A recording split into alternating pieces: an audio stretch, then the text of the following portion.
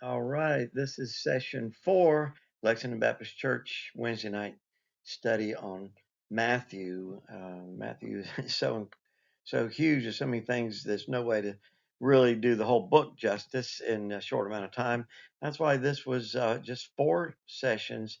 I called it highlights from the book of Matthew. But tonight we're going to try to cover really just Matthew 24. There's so much there. So it's all about the second coming. So let's get into it. All right, so let's get into it. Matthew 24, verse 1. Jesus left the temple and was going away when his disciples came to point out to him the buildings of the temple. But he answered them, "You see all these, do you not? Truly I say to you, they'll not be left here one stone upon another that will not be thrown down." And of course, here you see the Dome of the Rock. This is the location where the second temple stood and was destroyed by the Romans. Now, the walls of Jerusalem. Here's the western wall. Here's I see all these people down here. This is sometimes called the Wailing Wall because it's the western wall of the Kotel, and where Jews go and pray fervently. Been praying there for years for the restoration of the temple, for the third temple to be built. Some say the temple was actually further down this direction and not exactly on the site of the Dome of the Rock. But what I want you to see is this area right here. And if you go to Israel today, that's what it looks like. The stones have been thrown down from Herod's time when the temple was destroyed and the walls were destroyed. And they've been that way for 2,000 years. It's amazing that that prophecy that Jesus gave came about, that not one stone was left upon another. They were all thrown down. There's another close up of that. You can go see that today in Jerusalem. And Jesus sat on the Mount of Olives, and the disciples came to him privately, saying, "Tell us, when will these things be? And what will be the sign of your coming and of the end of the age?" He just told them that the rocks are going to come tumbling down, and they just couldn't imagine seeing these magnificent buildings that Jesus is prophesying that it's all going to be destroyed. And so they naturally want to know, when will be the sign of your coming, because they understood this as being tied in with the sign of his coming, the kingdom of God coming on earth in the end of the age that they were in. And so stop saying, "But no man knoweth the day or the hour." We hear that when people want to, start talking about end times, and some people just don't want to talk about it. And they say, "Well, no man knows the day or the hour," as if we're not even to question when the kingdom of God is going to come on earth. Well, right here, the disciples wanted to know when of the signs of his coming, and so do we, so we can be prepared, and we anxiously await. And Jesus answered them, "See that no one leads you astray. For many will come in my name, saying, 'I am the Christ,' and they will lead many astray." All these are prophetic things that we need to look at. Here we are 2,000 years after the resurrection of Jesus. And there's so many things have not been fulfilled. We're still here. He hasn't come back to physically set up his earthly kingdom. And so that's why all of these things are prophecies that we need to look at. And he says, "Many will come in my name." Well, that has happened. And here's some examples I just wanted to give you a highlight. All the way, it's from the 17th century. Rees Arise is nicknamed himself Arise. He was a Welsh prophet who traveled to London to spread his premonitions. He was arrested in prison around 1650 for impersonating Christ. 18th century, Anne Lee, the founder and leader of the Shakers. You've heard of that? Lee's followers referred to her as Mother, believing that she was the female incarnation of Christ on earth. Okay. The 19th century, Arnold Potter, and these are just, you can Google it. There's 50 or 60 that you can find of people claiming to be Christ. The divisive Latter-day Saints leader, he claimed the Spirit of Jesus Christ entered his body and became Potter Christ, Son of the living God. He died in an attempt to ascend into heaven by jumping off a cliff. I thought this was interesting. Baha'u'llah, he claimed to be the prophesied fulfillment and promised one, and forerunner of the, you can't see it because of my picture there, the Baha'i faith. You've heard of Baha'i. I never knew they were started from Baha'u'llah. The Baha'i faith began in 1863. Some of you might recognize this name, Haile Selassie. I remember that name. He was head of the Rastafarian movement, and I've heard of Rastafarians. I didn't know what they were or that they began in the 1930s. When he became emperor of Ethiopia, he was perceived as a descendant of King Solomon and Queen of Sheba and was referred to as the conquering lion of the tribe of Judah. And of course, who doesn't remember Sun Myung Moon, the Moonies? Remember those guys? Believed by members of the Unification Church to be the Messiah and the second coming of Christ, fulfilling Jesus' unfinished mission. Then, of course, there was Jim Jones, founder of the People's Temple, which started off as an offshoot of a mainstream Protestant sect before becoming a personality cult as time went on. He claimed to be the reincarnation of Jesus. Akhenaten, the Buddha, Vladimir Lenin, and Father Divine. He was the reincarnation of all these people in the 1970s, and he organized, of course, that mass murder suicide at Jonestown, Guyana, in November of 1978. He shot himself after the murders were done. Then there was Marshall Applewhite, declared, I, Jesus, Son of God, acknowledge on this date, September 25th and 26th, 1995. Applewhite, I remember this when this happened as well. Heaven's Gate religious group committed mass suicide on the 26th of March, 1997, to rendezvous with what they thought was a spaceship hiding behind the Hale-Bopp comet. Some of you remember that. And here's just one out of the 20th century. And of course, I got to move on, but I just found this to be very interesting when Jesus prophesied there'd be many claiming to be Christ, and lo and behold, there really have been. Alan John Miller is leader of an Australian based divine truth movement. Miller claims to be Jesus Christ reincarnated, and his partner, Suzanne Luck, who claims to be Mary Magdalene reincarnated. And here's 20 seconds of what he had to Can you say. describe to me why you believe that you are Jesus of Nazareth? Well, I don't believe I'm Jesus of Nazareth. I know I'm Jesus of Nazareth. I suppose it's the same way in which you know that you're Thomas Leader, and that is that you've had a life experience that you remember. And for me, it's the same kind of thing, with the exception that I remember my life of 2,000 years rather than... Wow.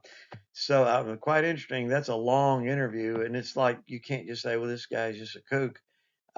Speaks intelligently and has this following, and he claims to be the reincarnation. Well, he claims to be Jesus Christ, not even just reincarnated, I guess. I mean, he knows he was born, but he says he has all this memory of being Jesus. Anyway, that's what he said. Many will come in my name saying, I am the Christ, and they will lead many astray. And that has happened. And you will hear of wars and rumors of wars. See that you are not alarmed, for this must take place. But the end is not yet. For nation will rise against nation, and kingdom against kingdom. Now, anyone could say, well, goodness, there's been wars constantly in every century. There's always wars, nation rise against nation. But what century in all of history has had the most wars? Well, that's the 20th century. And we're just into the 21st century. But the 20th century has seen the most wars in recorded history, according to the Global Conflict Tracker. And that's an interesting website, Global Conflict Tracker. You can look that up. There have been over 200 major conflicts between 1900 and 1999, resulting in over 100 million deaths. Wow. And this includes World War I and II, Korea and Vietnam, the ones that the United States were involved in. Some notable conflicts during this time period. Yes, World War I and World War II. Here's just a sample. If you go to the website Global Conflict Tracker, each one of these dots right now are where major skirmishes and wars are going on, such as the war in Ukraine, such as the confrontation over Taiwan. And this is, you can't see behind my picture there, the impact on the United States is listed at a level of, critical. And up here in the top right-hand corner there, you see North Korea crisis, critical impact United States. What's going on with North Korea? Israeli-Palestinian conflict. Of course, that's the impact of the United States is significant. Over here, you have instability in Haiti, impacting the United States significant. So these are instabilities, governmental problems, and all-out war. But right now, as you can Google, this is from Wall Street. 13 major wars are happening right now around the world.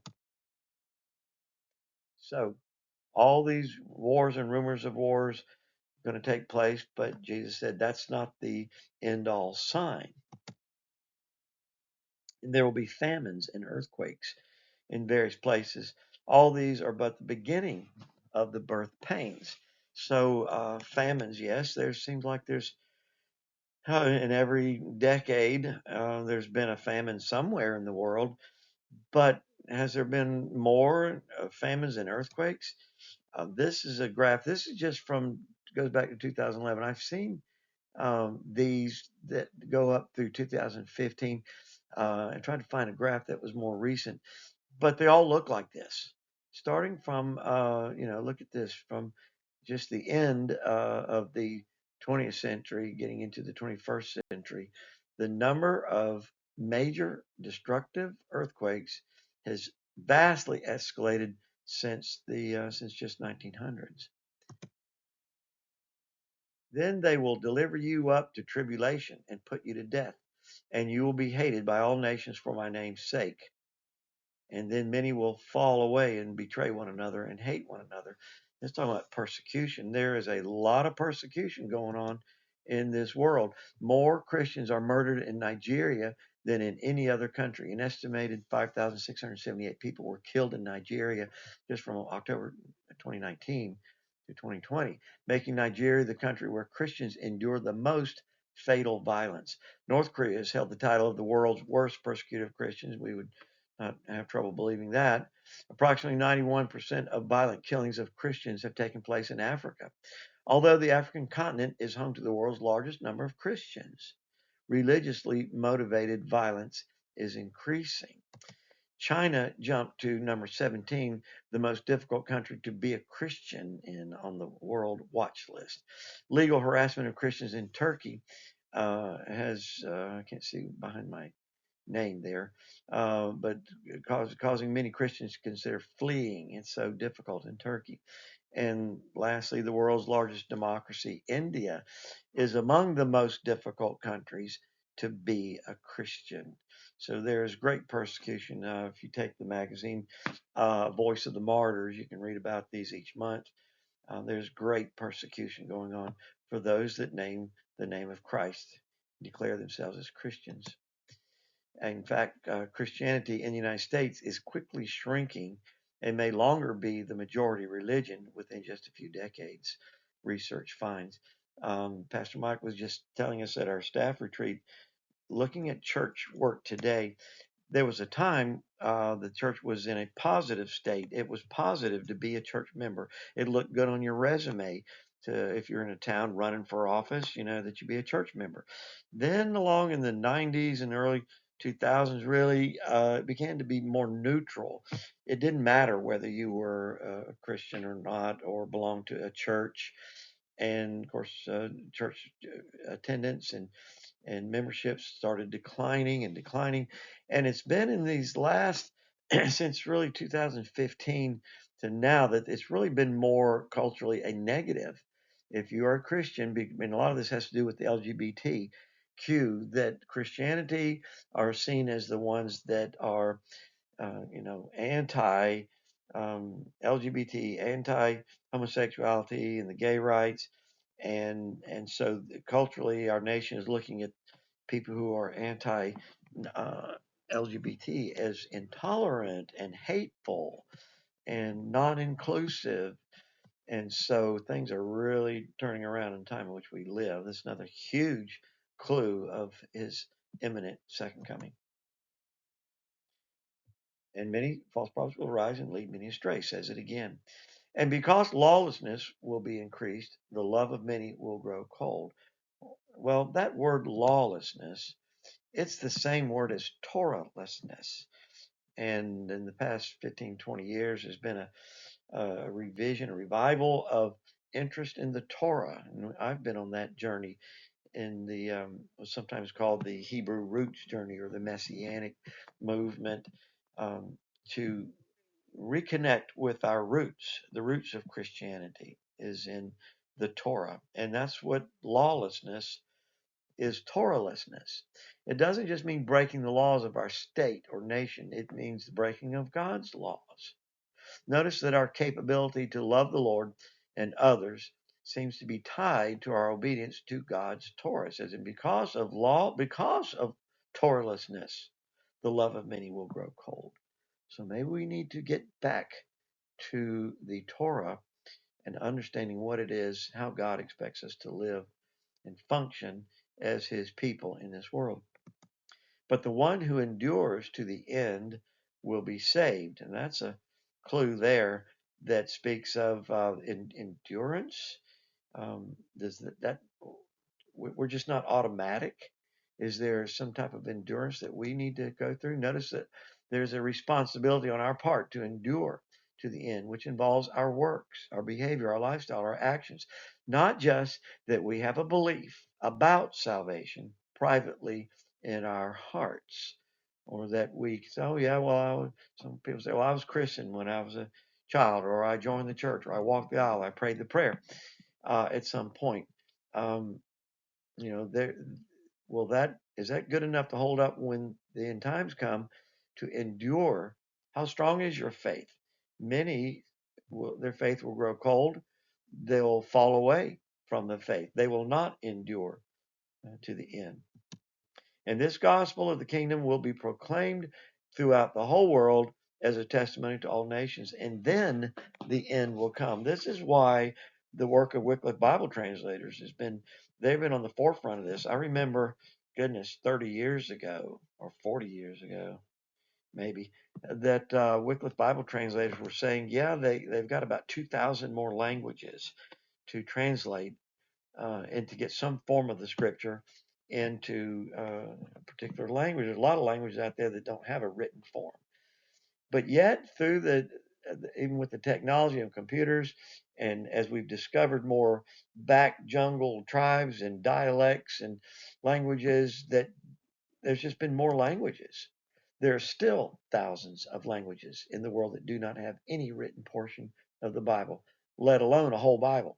But through projects like the Jesus film and verbal communications, the gospel is being spread. So maybe this isn't contingent totally upon the work of the Bible translators or getting the Bible translated, because the gospel has been proclaimed. Um, the gospel is being spread. How literal is this verse be taken for it to be said that the gospel has been proclaimed throughout the whole world before the final judgment of the earth and the return of Jesus to reign over the world?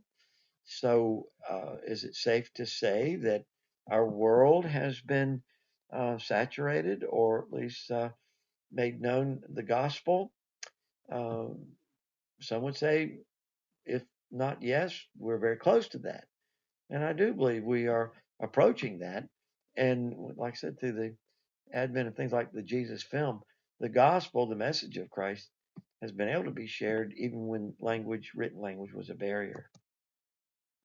Matter of fact, here's one thing I took off of Wycliffe Global Alliance, that there are 1,892 languages that need translation. The numbers on the map refer to languages where work is already being requested or is likely to be needed where no translation has ever taken place. Can you believe that? In the Americas, of course, this would be, speaking of Central America and South America, but Europe, 59 languages still. Asia, 751 languages. The Pacific, I believe it's a place like Papua New Guinea. And of course, Africa, there's some very, very remote places in there that don't have a written language or the gospel in their language. And so then it speaks in chapter 24, verse 15. So when you see the abomination of desolation spoken of by the prophet Daniel standing in the holy place, parentheses, let the reader understand, then let those who are in Judea flee to the mountains. Let the one who is on the housetop not go down and take what is in his house. And let the one who is in the field not turn back to take his cloak. and alas, for women who are pregnant and for those who are nursing infants in those days. So this is a pretty powerful statement and ominous statement, and it speaks about this abomination of desolation. That, I mean, obviously that's something important that when you see this, what is it? Some translators say the abomination that causes desolation, or the translation may say the abomination of the desolation. So, what is this?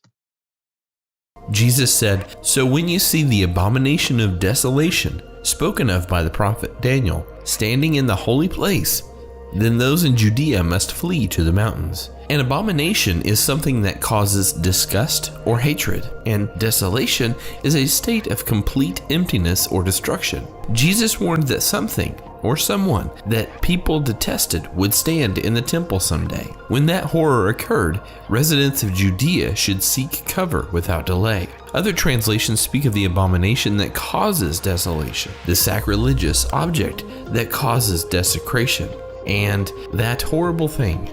The Amplified Bible adds the note that the abomination of desolation is the appalling sacrilege that astonishes and makes desolate.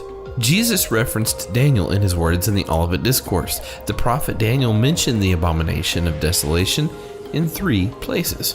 The wording in the above translations indicates that the abomination of desolation is an object. In some other translations, the abomination appears to be a person.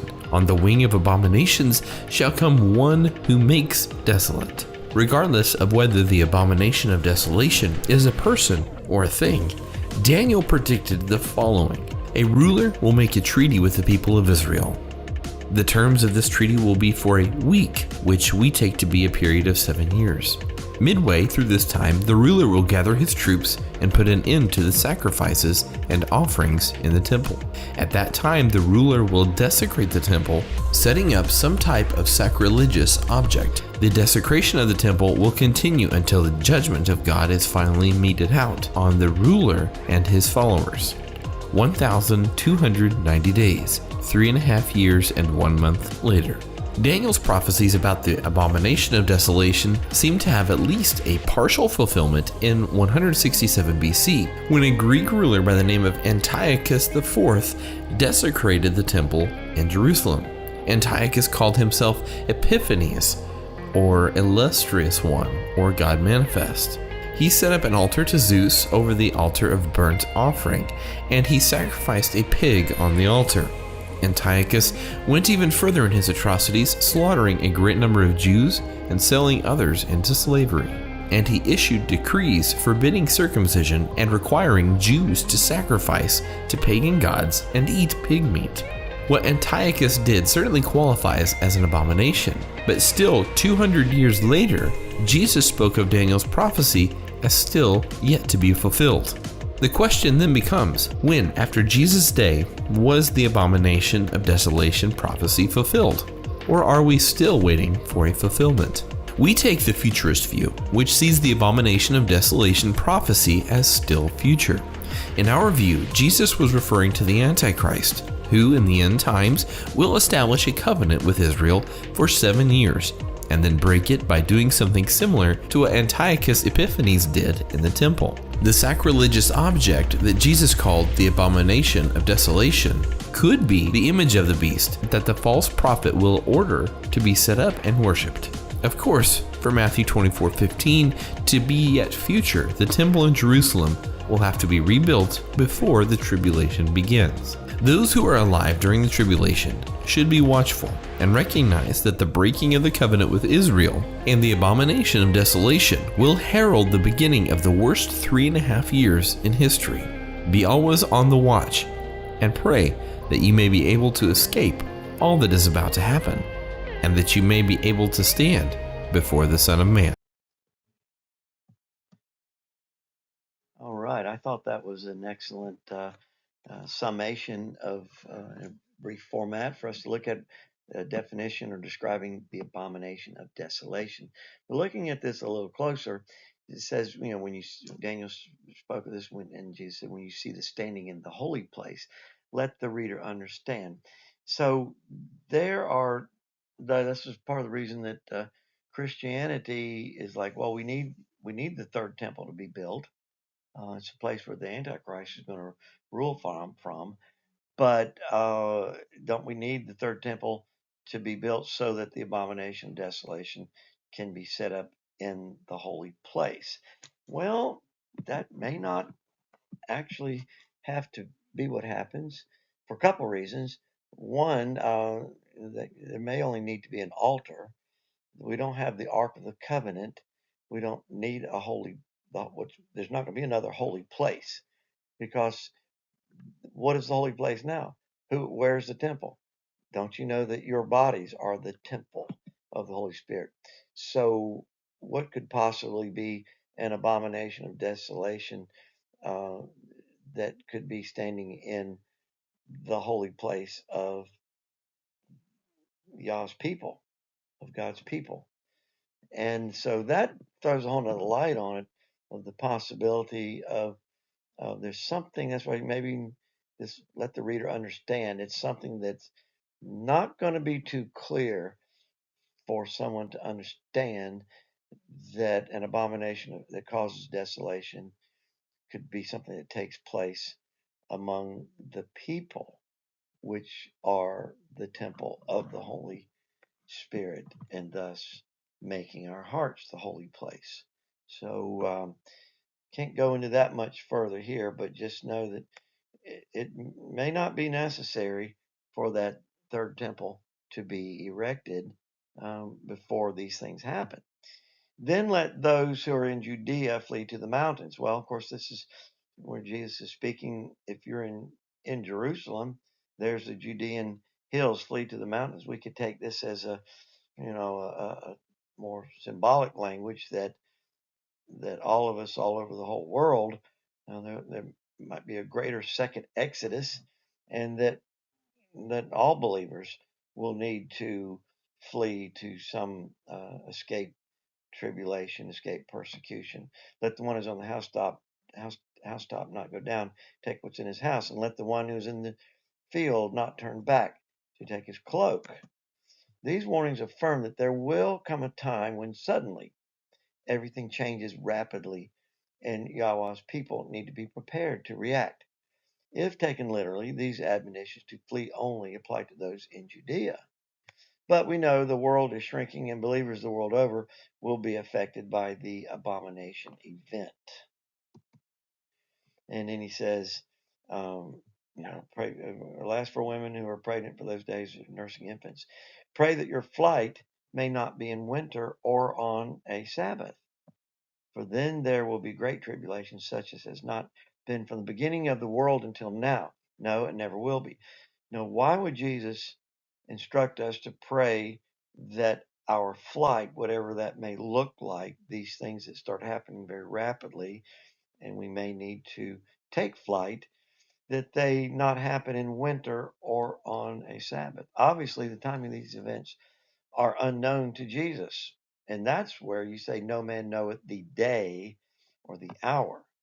So Jesus urges us to pray that these things don't happen in the harshest of circumstances. But why did he say to pray that it would not be on a Sabbath day? That kind of brings up the question, what is the Sabbath day? I believe it's the seventh day. And so he's saying, he's not instructing, pray that your flight not be on Sunday, because the Sabbath is the seventh day. Nothing wrong with worshiping on Sunday. We do it every week. But the Sabbath day is the seventh day. The Sabbath is a special gift of rest to us. That it is that important to him that we use that day as he intended. So, and the Sabbath is not just the weekly Sabbath. The high holy days, which are part of Jesus' feast, are considered as Sabbath days. And so that special day of rest, he's saying, pray that your flight not be on a day that's intended for your rest. He loves us that much. And he says, if those days had not been cut short, no human being would be saved. But for the sake of the elect, those days will be cut short. So, what does this mean? This does not mean that the length of a day will be less than 24 hours. I don't believe that's it. A possible explanation is that the length of time for believers, the elect, to endure great tribulation will be shortened by the protective mercy of the Father. But if that's what this means, this explanation is only plausible, really, if there's not a pre-tribulation rapture. Those that believe that the church is going to be totally raptured, the elect will be taken out before any bad stuff happens. Well, then, who for the sake of the elect, who is that? They say, oh, well, these are people who that now since they realize that they've been left behind, that they will become the elect, and then for their sake, it's cut short. That's a tough call to make on that one. Then he says, then if anyone says to you, look, here's the Christ, or there he is, do not believe it, for false Christs and false prophets will arise and perform great signs and wonders. This is the third time in this passage, in this chapter, that he's warning against following false Christ. And it's amazing how many people have been out there and are out there today claiming to be Christ. He says, see, I have told you beforehand. Yeah, twice. So if they say to you, look, he's in the wilderness, don't go there. If you say, look, he's in the inner rooms, don't believe it. For as the lightning comes from the east and shines as far as the west, so will be the coming of the Son of Man. He's coming rapidly when he does come. Wherever the corpse is, there the vultures will gather. Ominous phrase. Immediately after the tribulation of those days, the sun will be darkened, and the moon will not give its light, and the stars will fall from heaven, and the powers of the heavens will be shaken. This now speaks of another sign where this is not a sign of something on earth. This is a sign in the heavens, in the stars, in the what's called the Mazarot. This is not astrology, it's astronomy. It's like the wise men followed a star. God has used this in the past, and he's going to use this again as a sign. Joel 2:31, the sun shall be turned to darkness and the moon to blood. Of course, we know that this means when you say blood red moon, these are eclipses of the moon and the sun. I saw the lamb up in the sixth seal, and the sun became black. There it is, and the whole moon turned blood red, and the sky fell. Meteor shower, who knows? Behold, the day of the Lord is coming, for the stars of heaven will not give their light, the sun will be darkened, the moon will not give its light. And so these are definite signs that will be happening in the heavens, and there are a lot of um, astronomy things that are going on even today associated with the fall feast, having to do with the constellation Virgo, the sun at her head and the moon at her feet, and so there's just a lot more than I have time to cover on that right now, but be assured that there are signs going on in the heavens. Then will appear in heaven the sign of the Son of Man, appear in the heaven. And then all the tribes of the earth will mourn, and they will see the Son of Man coming on the clouds of heaven with power and great glory. The sign of the Son of Man is none other than the presence of the Son of Man himself, coming in the clouds of heaven in the ineffable glory of his majesty. That's Matthew Henry's commentary. Revelation 1:7, look, Jesus is coming with the clouds, and everyone will see him, even those who stabbed him, pierced him. Matthew 26, Jesus said, I say to you, hereafter shall ye see the Son of Man sitting in the right hand of power and coming in the clouds of heaven. 1 Thessalonians, then we which are alive and remain shall be caught up together with them in the clouds to meet the Lord in the air. You see that phrase, coming in the clouds. And he will send out his angels with a loud trumpet call, and they will gather his elect from the four winds, from one end of heaven to the earth to the other. This speaks of the disbursement of the people of God all over the earth, north, south, west, east, and a loud trumpet call is going to the angel will be gathering the elect. It'll be like what's called a second greater exodus. And speaking of trumpets, today, September 20, happens to be the Feast of Trumpets on the Zadok biblical calendar. On the Hebrew calendar, it was this past Sunday. On the Zadok calendar, which is the one I'm following, it has today being, and it's through the day Wednesday, by the time of sundown Wednesday, then it becomes the next day. But the Feast of Trumpets was today, just so happens. And so need to give a little bit of discourse on what that is. Leviticus 23 to 25, and Yahweh spake to Moses, saying, Speak unto the children of Israel, saying, In the 7th month, that's what we're in now, in the first day of the month shall ye have a Sabbath, a memorial of blowing of trumpets, and holy convocation. Ye shall do no servile work, treat it like a Sabbath day, but ye shall offer an offering made by fire unto Yahweh. The trumpets or shofars that you're familiar with come from these two animals. The long ones come from the African kudu, and the Dall sheep ram are the typical ram's horn that has that little short shape like that. Many believe that the return of Jesus will come at this time 1 year. And there it is, Leviticus 23, the commandment to have a memorial blowing of the trumpets. And so I'm going to blow the trumpet in the chapel, part of this lesson. The Feast of Trumpets is the first of the 3 fall feasts, what they're called fall feasts. There are 7 feasts of the Lord in all in Scripture, and they're called the feasts of the Lord. They're not the feasts of the Jews that God says these are my feasts, they'll be kept throughout your generations forever. But the 3 that are in the fall are trumpets. It's also called Yom Teruah, and another word called Rosh Hashanah, which means head, Rosh Ha, the Shana, year, head of the year.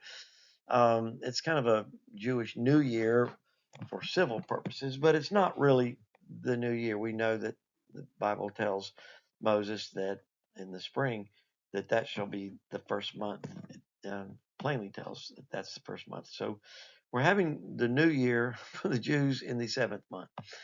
Go figure. But then 10 days later comes the Day of Atonement. You've heard of Yom Kippur. That speaks of judgment. Trumpets speak of his second coming and heralding his second coming. Day of Atonement speaks of judgment. Feast of Tabernacles or Sukkot speaks of his millennial reign, him tabernacling amongst us. It's interesting that on Yom Teruah, in Jewish tradition, which is Feast of Trumpets, the shofar is blown 100 times in a succession of 4 different kinds of blowings. But the long final blast is called Tekiah Gadola. It's known as the last trump. We know that one day a mighty shofar blast from heaven will sound, announcing the second coming of our Messiah. 1 Corinthians 15, you're familiar with this verse. In a moment, in the twinkling of an eye, at the last trumpet. For the shofar shall sound, and the dead shall be raised incorruptible, and we shall all be changed. In 1 Thessalonians, for the Lord himself shall descend from heaven with a shout, with a teruah, with the voice of the archangel, and with the trump of God, and the dead in Christ shall rise first.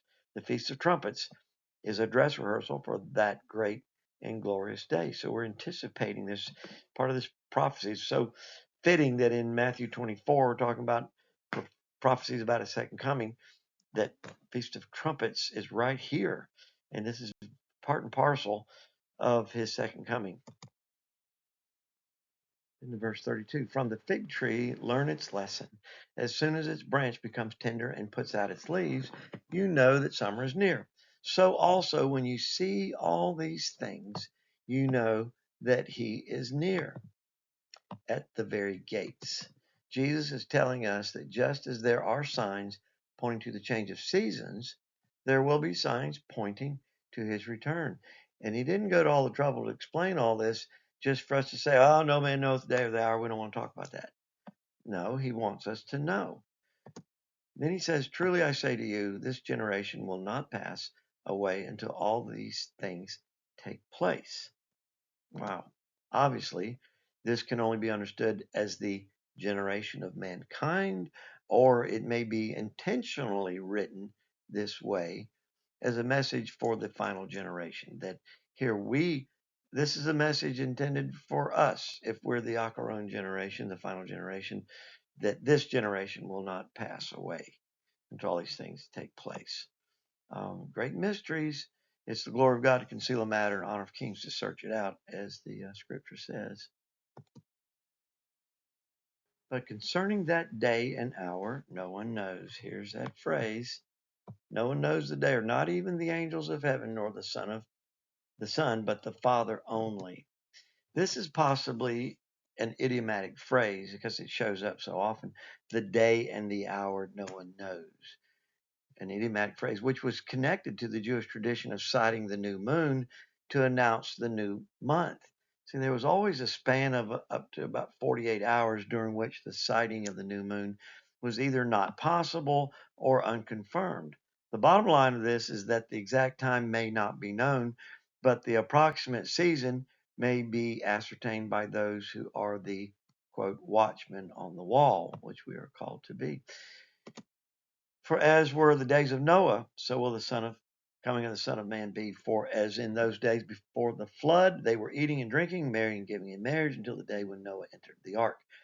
And they were unaware until the flood came and swept them all away. So will the coming of the Son of Man. Jesus makes a comparison of his return to the days of Noah because of the way the flood took away so many by surprise. What is interesting is the next two verses that describe how two people will be side by side and one will be taken away and one left behind. The logic of these two verses after the comparison of the flood taking away those that were not in the ark, i.e., those were the ones that were saved, dictates that you want to be the one left behind. The the ones that were taken away were the ones that perished. This puts a whole different spin on the whole Left Behind series, and the concept. I remember the song "You've Been Left Behind." Life was filled with guns of war, and all of us were scattered on the floor. Wish we'd all been ready. You remember the song, and it talks about then two men be in the field, one will be taken and one left. Two women will be grinding, one will be taken and one left. But it's coming right after it says the flood came and took them all. It took who away? It didn't take Noah and his family away. The flood took away all those that wanted in the ark, that were not in the ark.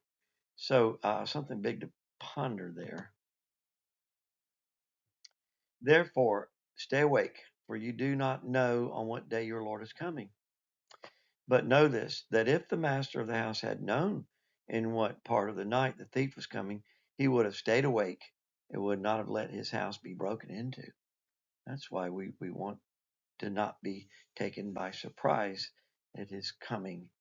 Therefore, you also must be ready, for the Son of Man is coming at an hour you don't expect. See, it's because no man knows the day or the hour. That's why he's telling you you need to be ready, because you're going to be able to tell if you're looking the signs of the season. But the Son of Man is going to come at an hour you do not expect. Always be ready. You don't know when the Son of Man will come. Who then is the faithful and wise servant, whom his master has set over his household to give them their food at the proper time? Blessed is that servant whom his master will find so doing when he comes. We must be about the work of the kingdom every day, so that when he comes, he will find us faithfully doing that which is the reason he bought us with his own blood. Truly I say to you, he will set him over all his possessions. But if that wicked servant says to himself, my master is delayed, and begins to beat his fellow servants and eat and drink with drunkards, the master of that servant will come on a day when he does not expect him, at an hour he does not know, and will cut him in pieces. He will not be ready, and put him with the hypocrites. In that place there will be weeping and gnashing of teeth. The fate of those not looking for, not caring about, not yearning for his return, and only concerned with the things of this world is the worst fate imaginable. All to Jesus I surrender, and rescue the perishing should be our two theme songs. I'm going to leave you with this song I wrote a few years back. It goes right along with this lesson. It's a plea, a cry, Yeshua, come. Thanks for joining me with this study. You can go to my YouTube channel and go and find all 4 of these sessions on Matthew. All right. God bless you. Thank you.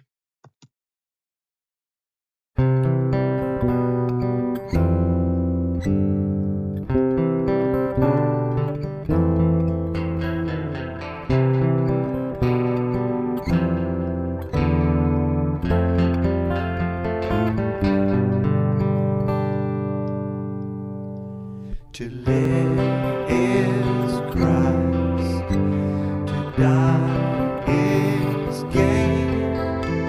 But how much greater to see him on that day. He'll take my breath away,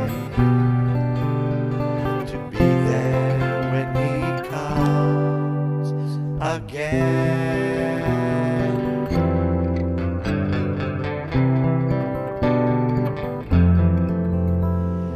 Ever since I came to faith, Lord, and put my trust in you,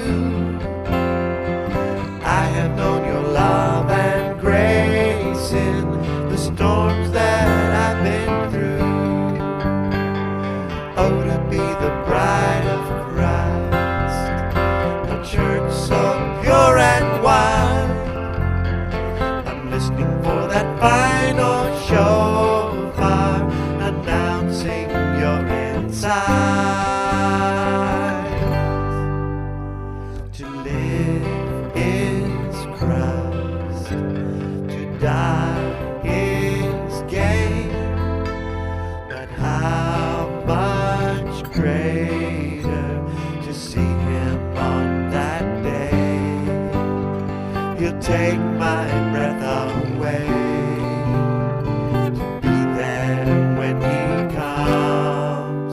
again.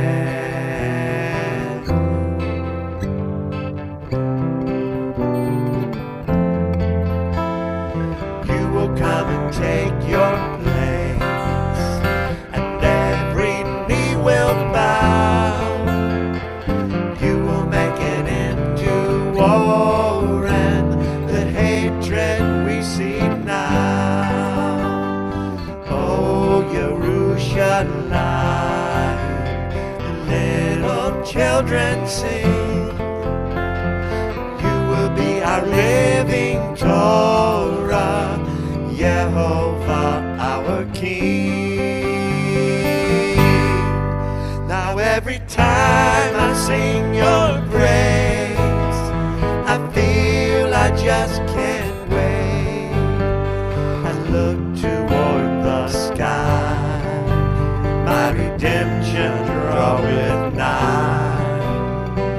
I just wanna shout and sing with all my mind. Yeshua come, Yeshua come, Yeshua come, Yeshua come, Yeshua come, Yeshua come,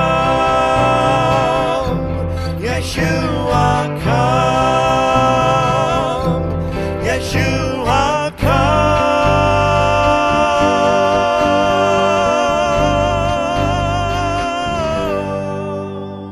To live is Christ, to live is to die is gain. Oh, but how much greater to see him on that day. He'll take my breath away, to be there when he comes again.